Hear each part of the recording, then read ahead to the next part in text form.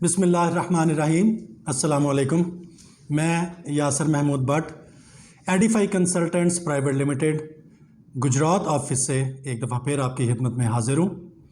जैसा कि हमने एक रूटीन बनाई हुई है कि मुख्तलिफ़ ममालिक के विज़िट या टूरिस्ट वीज़ा के बारे में हम मालूमात फ़राहम करते हैं आप सबको। तो आज जो हमने कंट्री सेलेक्ट किया है वो है जी हंगरी।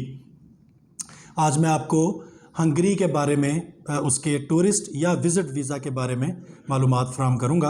हंगरी शेंजन स्टेट एक शेंजन स्टेट है, यूरोपियन कॉन्टिनेंट में ये आता है। और इसके जो टूरिस्ट या विज़िट वीज़ा की जो रिक्वायरमेंट्स हैं अब मैं वो आपको बताऊँगा, लेकिन उससे पहले एलिजिबिलिटी क्राइटेरिया क्या है इसका। तो वो जैसा कि मैं आपको बता देता हूँ कि तमाम ममालिक के लिए टूरिस्ट या विज़िट वीज़ा का जो एलिजिबिलिटी क्राइटेरिया है वो ऑलमोस्ट सेम ही है। 2 पॉइंट्स हैं। The person had not been deported, अगर वो पहले कभी हंगरी गया है तो वहाँ से वो डिपोर्ट ना हुआ हो। और second point is had not been band, कि उस पर हंगरी का विज़िट या टूरिस्ट वीज़े का या हंगरी में एंट्री के लिए किसी किस्म का उस पर बैन नहीं होना चाहिए। मूविंग ऑन फॉरवर्ड, अब हम आगे चलते हैं कि रिक्वायरमेंट्स क्या हैं हंगरी के विज़िट या टूरिस्ट वीज़ा के लिए। तो सबसे पहले वीज़ा फॉर्म है इसका, वो आपने प्रॉपरली फिल इन करना है। उसके बाद पासपोर्ट जो कि मिनिमम 6 मंथ्स के लिए वैलिड होना चाहिए। उसके साथ प्रीवियस पासपोर्ट्स, अगर आपके उससे पहले भी कोई पासपोर्ट बने हुए हैं तो वो भी आपने साथ उनकी डिटेल्स देनी है।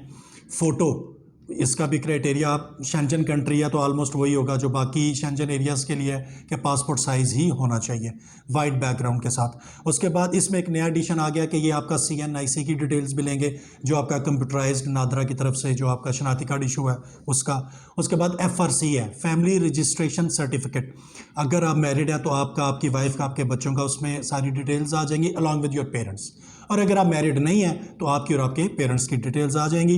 इसमें एक और नया एडिशन है इसकी रिक्वायरमेंट से, वो है बर्थ सर्टिफिकेट। अगर आप FRC लगा रहे हैं तो आपका, आपकी वाइफ का, आपके बच्चे भी हैं तो उन सब का साथ बर्थ सर्टिफिकेट, वो भी नादरा से जो इशू हो वो भी आपने साथ अटैच करना है। उसके बाद ट्रैवल मेडिकल इंश्योरेंस, ये भी इसके लिए बहुत ज़रूरी है और वो मिनिमम 30,000 यूरो तक के वो कवरेज उसमें होनी चाहिए। और वो सारा आपका जितना भी प्लान है विज़िट करने का हंगरी, जब तक का आपका उधर स्टे है वो सब दिनों को वो कवर करती हो। उसके बाद आ जाएगा आपका आइटिनरी प्लान, यानी कि आपका टिकट जो आपने है उसको बुक करना है आपने।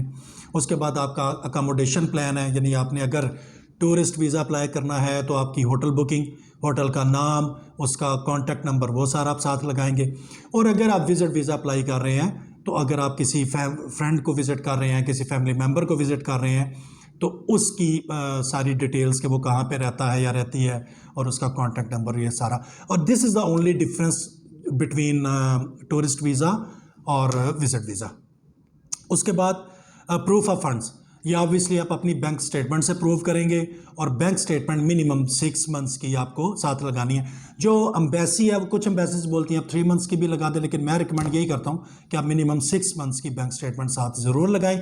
और उसमें आपका जो सोर्स ऑफ इनकम है वो डेली बेसिस पे होना चाहिए और उसमें कंटिन्यूटी होनी चाहिए। मोस्टली बंदे इधर हमारे ऑफिस आते हैं और यही एक सवाल पूछते हैं कि मैंने हंगरी का वीज़ा अप्लाई करना है तो मेरे अकाउंट में कितना बैलेंस जो है वो होना चाहिए, अवेलेबल होना चाहिए। तो इसका जवाब कोई भी नहीं दे सकता। मैं सिर्फ यही कहता हूँ कि आप इतना कम से कम बैलेंस होना चाहिए कि जितने आपके एक्सपेंसेस आएंगे आपके विज़िट के दौरान हंगरी में, उसके उतने ही आपके प्लस जो है बैलेंस वो आपके अकाउंट में भी होना चाहिए, जो ये साबित करता हो कि आपके पास इतना इनफ मनी है आपके सारे एक्सपेंडिचर्स मंथली निकाल के कि आप ये टूरिज़म वगैरह कर सकते हैं। उसके बाद इधर एक एडिशनल चीज़ और आ जाती है जी, प्रूफ ऑफ इनकम भी आपने देना है। सपोज अगर आप कहते हैं जी प्रोफेशन का बताते हैं, आप बिजनेसमैन हैं तो आपने अपना NTN जो है सर्टिफिकेट वो देना है। लास्ट 2 ईयर्स की इनकम टैक्स रिटर्न्स देनी है, वो लाजमी आपने देनी है। और अगर आप कहते हैं जी मैं एम्प्लॉयड हूँ तो फिर आपने सैलरी स्लिप्स देनी है।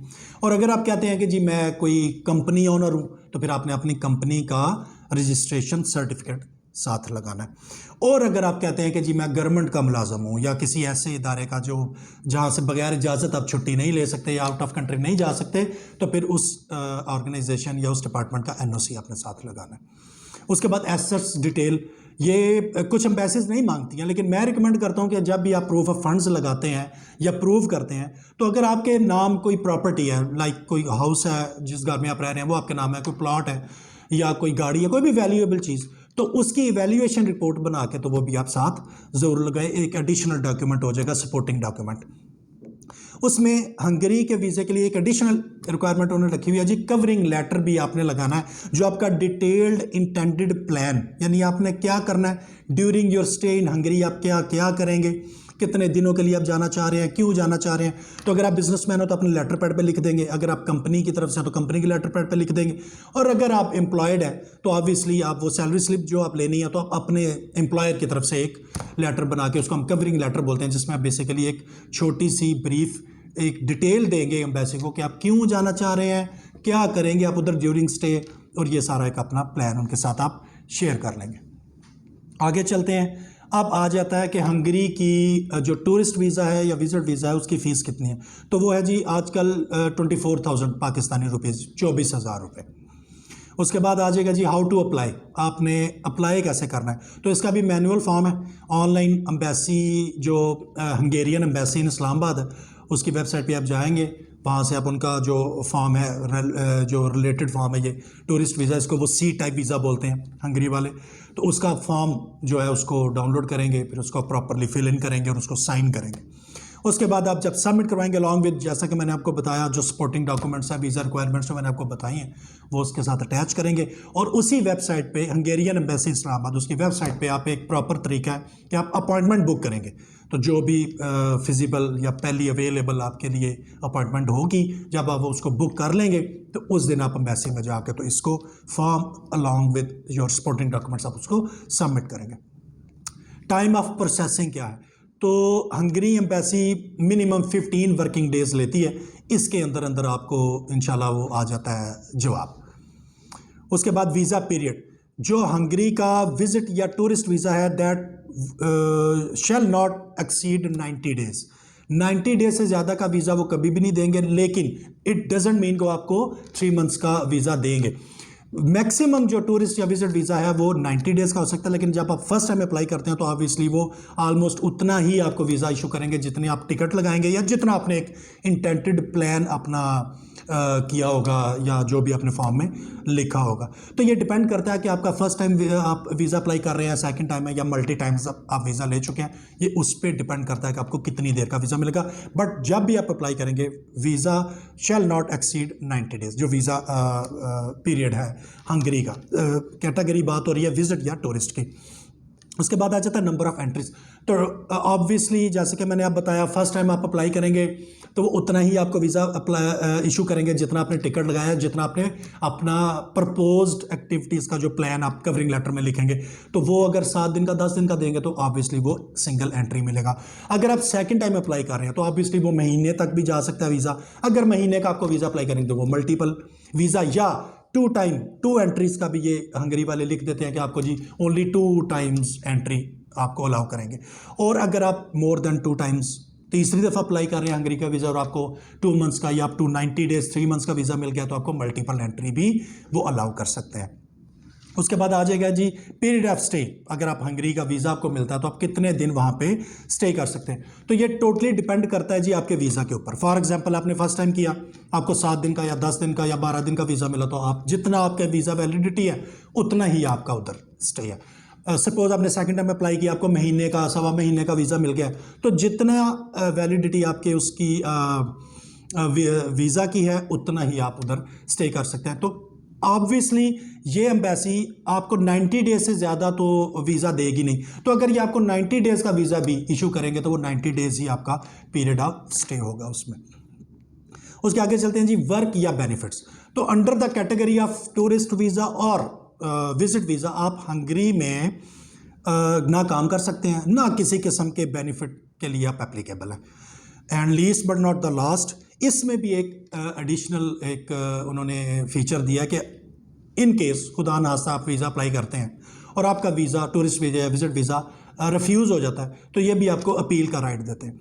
अपील आप करेंगे जी within 8 days the day on which your visa has been refused. वहाँ से वेरी नेक्स्ट डे आपका पहला दिन स्टार्ट हो जाता है। तो विद इन 8 वर्किंग डेज आप अपने रिफ्यूज़ल के ख़िलाफ़ अपील कर सकते हैं। अपील आपने इसी इस्लामाबाद हंगेरियन जो एम्बेसी है उससे में ही करनी है। बट पॉइंट नोट कर लें इधर कि अपील फ्री नहीं है, उस अपील की फ़ीस है जो कि वीज़ा फ़ीस से भी ज़्यादा है। यानी वीज़ा फ़ीस मैंने आपको बताया 24,000 रुपये आजकल है, तो अगर आपने अपील करनी है तो उसकी 48,000 रुपये पाकिस्तानी फ़ीस है। और उस अपील का जवाब वो विद इन 15 वर्किंग डेज़ आपको वो अपील का जवाब देंगे। तो ये आज का टॉपिक था कि हंगरी का विज़िट वीज़ा या टूरिस्ट वीज़ा पाकिस्तान से कैसे अप्लाई कर सकते हैं, उसकी वीज़ा रिक्वायरमेंट्स क्या हैं, उसकी फ़ीस क्या है, और अगर खुदा नास्ता हो जाए रिजेक्ट तो आप अपील कैसे करेंगे, किधर करेंगे। इंशाल्लाह नेक्स्ट वीडियो में हम एक नए कंट्री के साथ और नए टॉपिक के साथ इंशाल्लाह आपकी खिदमत में दोबारा हाज़िर होंगे। इस जो आज का हमारा हंगरी एम्बेसी का जो टॉपिक था, इस बारे में अगर आपके कोई क्वेश्चंस हैं, कोई क्वेरीज़ हैं, तो आप कमेंट कर सकते हैं या मुझसे रब्ता कर सकते हैं, या हमारा office Edify Consultants Private Limited, City Plaza, Jail Chowk, Gujarat, इधर आप इसको विज़िट कर सकते हैं। तो नेक्स्ट टाइम के लिए तब तक अल्लाह हाफ़िज़, इंशाल्लाह फिर मुलाकात होगी। अस्सलामु अलैकुम।